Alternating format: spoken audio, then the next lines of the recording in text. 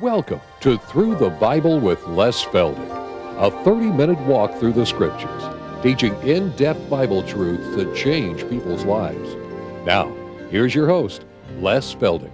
Okay, it's good to see you folks in. Now, again, I might as well let our television audience know that we've got a lot of empty chairs, and one of those rare events when Tulsa weather just didn't cooperate that much.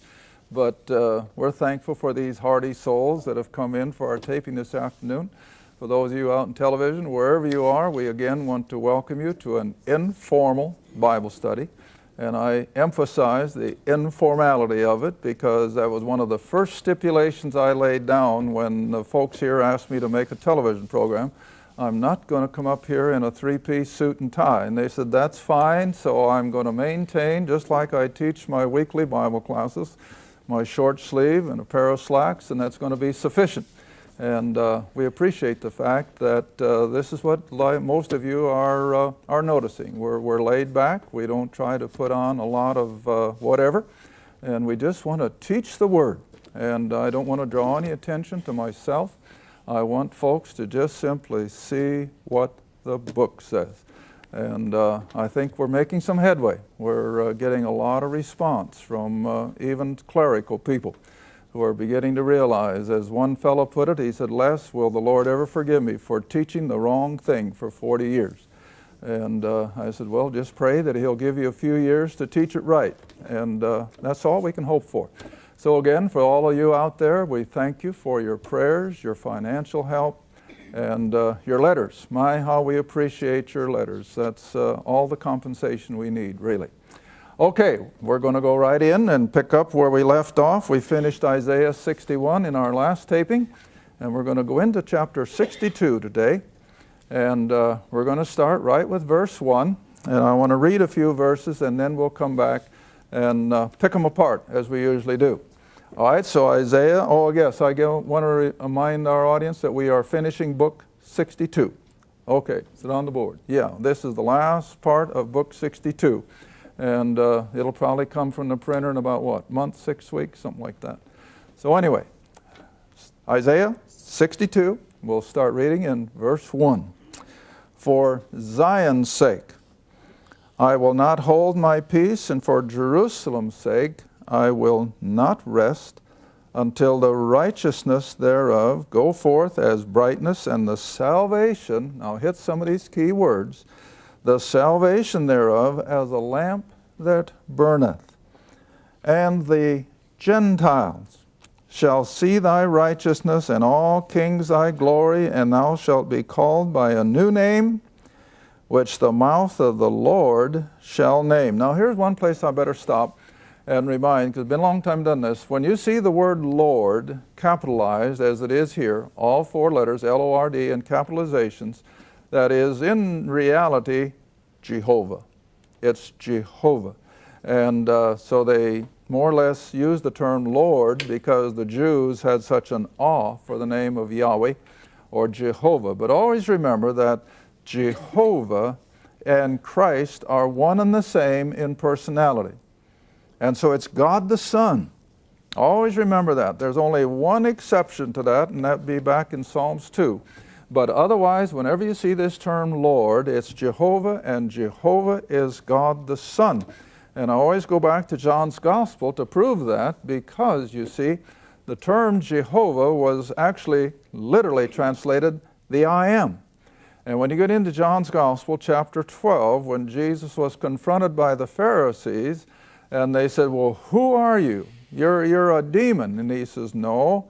He said, I come from my father Abraham. And then they said, Abraham, who do you claim to be? And then what did he say? Before Abraham was, I am. And so he puts the same stipulation on himself as the term Jehovah implies, the great I am. So always remember that when we come to this term, L-O-R-D capitalized, it's Jehovah, it's God the Son, and His Old Testament character. All right, so we read on that the hand of the Lord in verse 3, and a royal diadem in the hand of thy God. Now remember, this is all directed to the nation of Israel. We aren't dealing with Gentiles per se, except as Israel will be the vehicle. All right? Then verse 4, thou shalt be no more termed forsaken, neither shall thy land, see the pronoun, Israel's land, neither shall thy land any more be termed desolate, but thou shalt be called Hephzibah, and thy land Beulah. And here's the translation of those two terms. Hephzibah means one in whom I delight, and Beulah meant married. And so here we have those two. All right, now if we can go back to verse 1, for Zion's sake. Now again, you know, I always sort of put the onus on hymn writers, how they have totally disturbed our thinking a lot of things. You sing the old hymn, Marching to Zion, and you get the idea that Zion is what? Heaven. Well, Zion is not heaven. Zion is Jerusalem. David's throne was on Mount Zion. Hopefully we'll be there in a few weeks, and we're going to be on Mount Zion, visiting David's tomb and so forth. And it was in Jerusalem. It's not heaven. And so always remember that Jerusalem and Zion are synonymous. So for the sake of Jerusalem, I will not hold my peace for Jerusalem's sake. Well, there it's already identified it, hadn't it? I didn't have to. For Jerusalem's sake, I will not rest until, that's a time word. There's coming a time. Now you got to remember, Isaiah is writing 700 years before Christ, and yet he's leaping the centuries to the second coming when Christ will return and yet set up his kingdom, and his capital will be on Mount Zion, okay?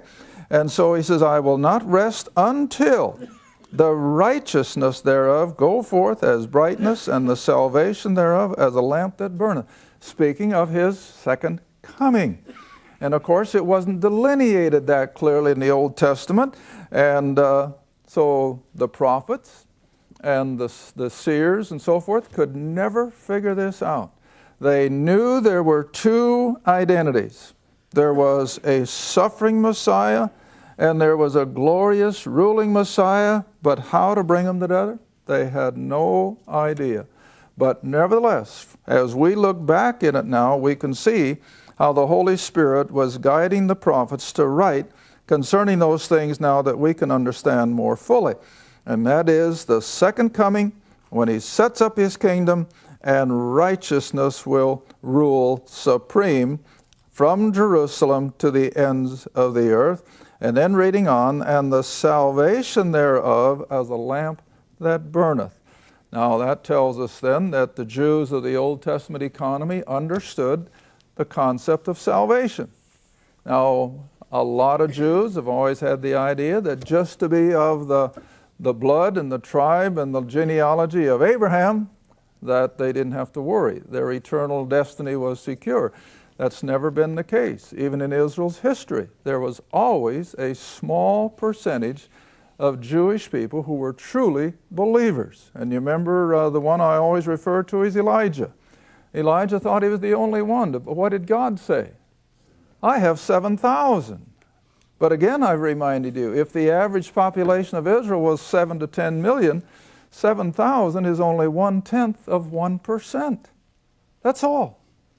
The other 99.9% were in abject unbelief, even in Israel.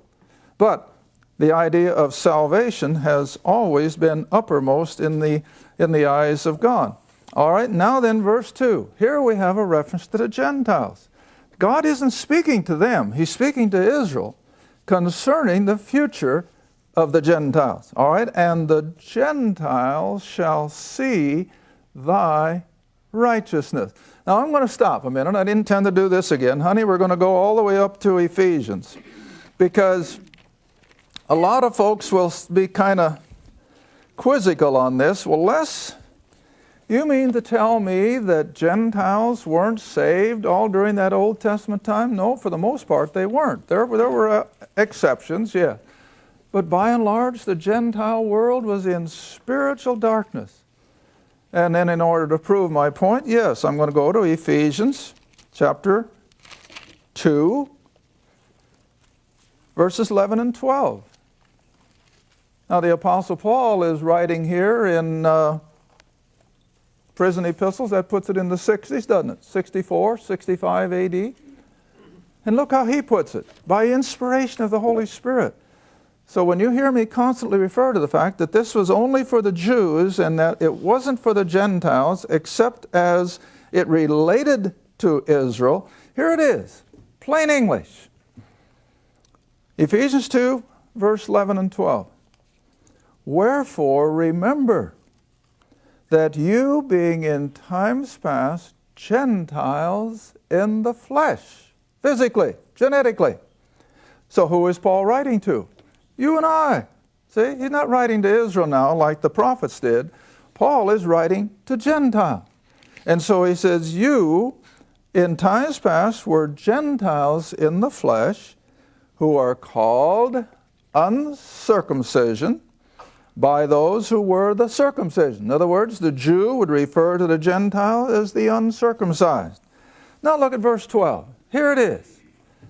That at that time, while God was dealing with Israel, all up from Genesis 12 until you almost get to Acts chapter 9, it's all dealing with Israel, with a few exceptions, don't forget that.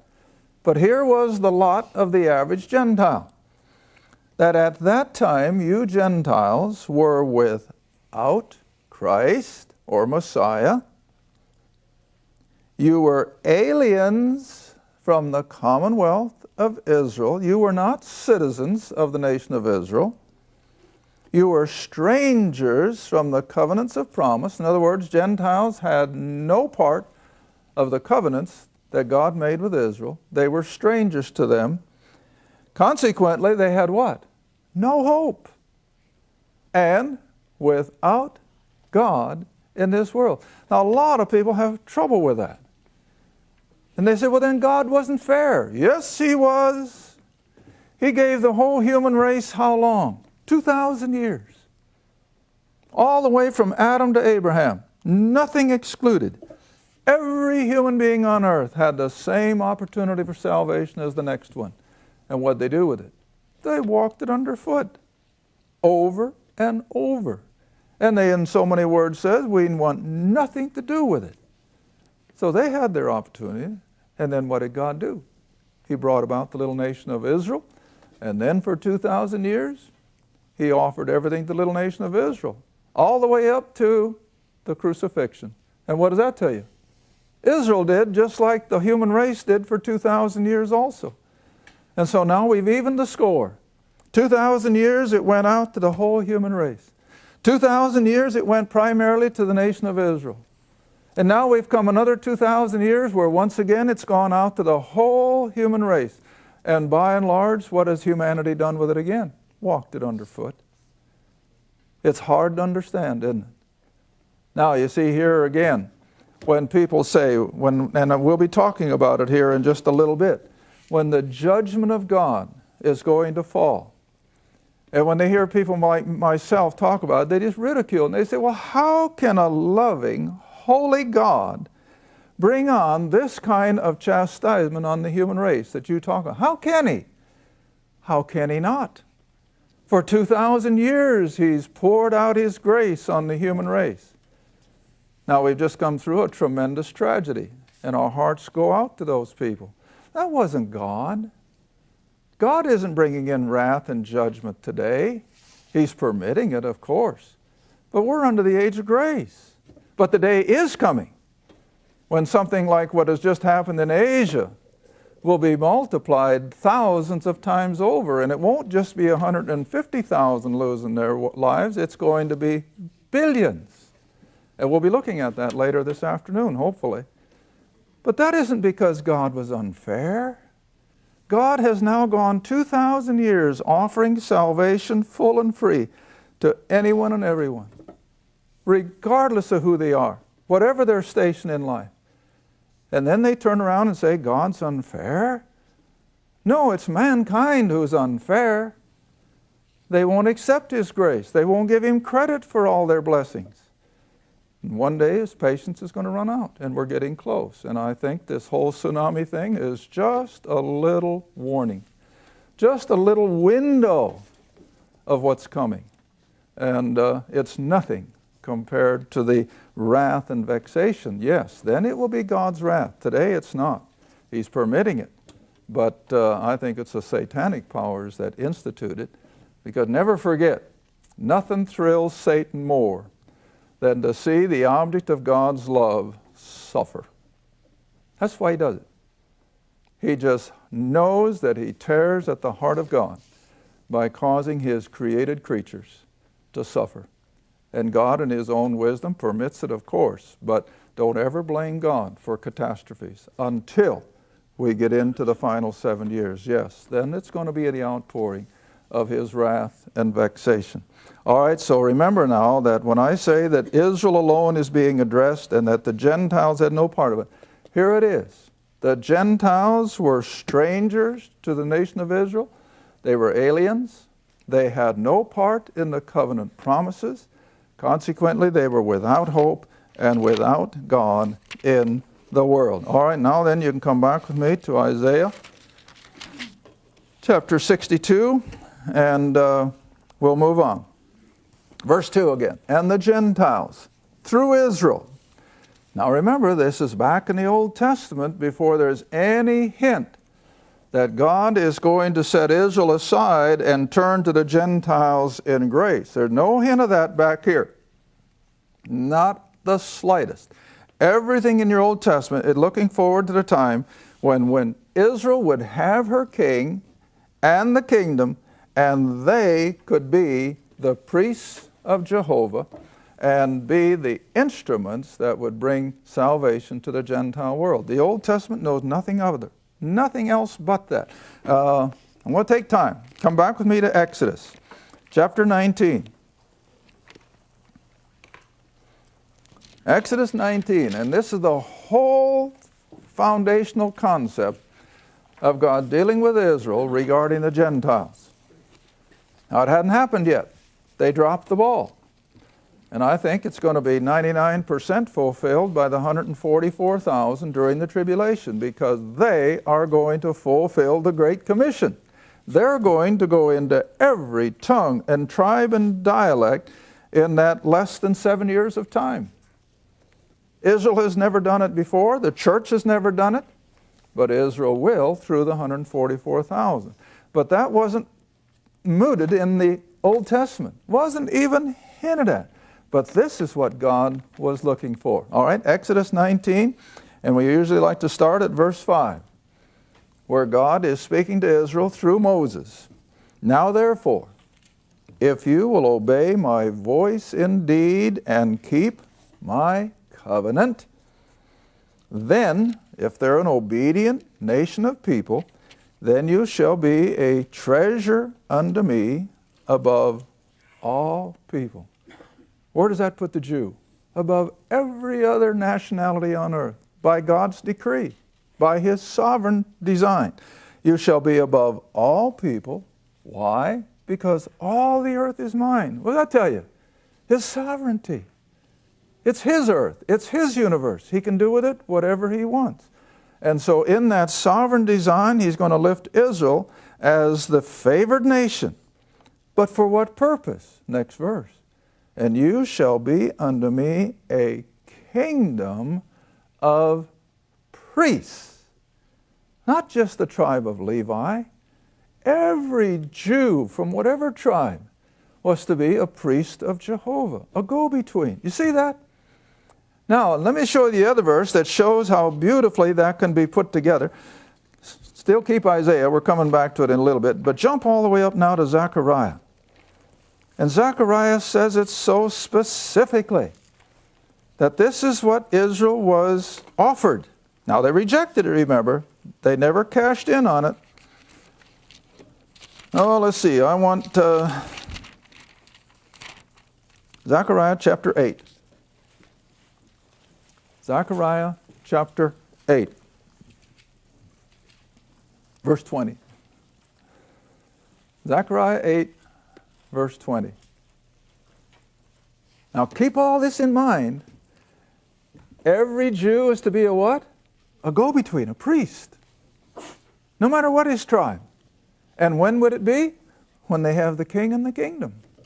All right, now look what Zechariah Verse 20, chapter 8. Thus saith the Lord of hosts. This is what Jehovah, this is what God the Son is telling Israel. It shall yet come to pass. Remember, I think I mentioned the last taping. God doesn't lie. It's going to happen. Hasn't yet. It's still going to. And it shall come to pass that there shall come people, the inhabitants of many cities. The inhabitants of one city will go to another, and they'll say, let us go speedily to pray before the Lord, to seek the Lord of hosts. And where will that be? In Jerusalem. I will go also, this Gentile says.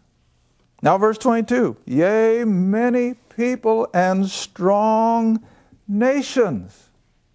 Is that all Jew? No, this includes all the Gentile world now. And strong nations shall come to seek the Lord of hosts. Where? In Jerusalem. That's what your Bible says. And to pray before the Lord, that is, before Jehovah, or before God the Son, or Jesus the Christ as we know Him. Now look at verse 23. My, this is plain English again. Thus saith the Lord of hosts, in those days it shall come to pass that 10 men shall take hold out of all the language of the nations, even take hold of the skirt of him that is a priest of Levi? No, that's not what your Bible says. Take hold of the skirt of whom? That person that's a Jew. See? Why? Because he's a priest. He's their go-between. And so they'll take hold of the skirt of him that is a Jew, saying, we will go with you, gladly follow you. Why? We have heard that God is with you. Now that's just a couple out of many prophecies concerning Israel's role in this coming glorious kingdom when their Messiah would rule and reign over all the nations. All right, now then I think we can come back to chapter 62 of Isaiah. Remembering that now, that the Gentiles of Isaiah's day have nothing to do with the God of Israel. The Jews have nothing to do with those pagan Gentiles. It's all promised for some future time. All right, but the day would come, verse 2 again, where the Gentiles will see thy righteousness. Remember how that fit now with what we just read? They will say to that Jew, we will go with you, for we know that God is with you. All right, here it is. And the Gentiles shall see thy righteousness, and all kings thy what? Glory. Do people see glory in a Jew today? Hardly. Oh, they may recognize their wealth and their intelligence and all the other things that they've got going for them, but their righteous glory? Hardly. But the day is coming. All right? And all the kings thy glory. And now reading on to verse 2, thou shalt be called by a new name, which the mouth of the Lord shall name.